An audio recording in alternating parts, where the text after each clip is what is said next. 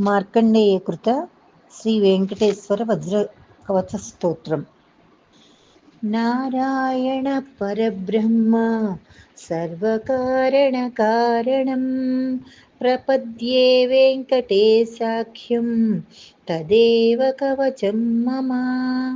सहस्रशीर्षा पुरुषो वेङ्कटेशशिरोवतु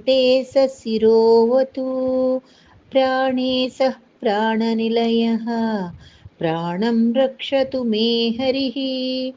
आकाशराट् सुतानाथ आत्मानं मे सदावतु देवदेवोत्तमः पाया देहं मे वेङ्कटेश्वरः।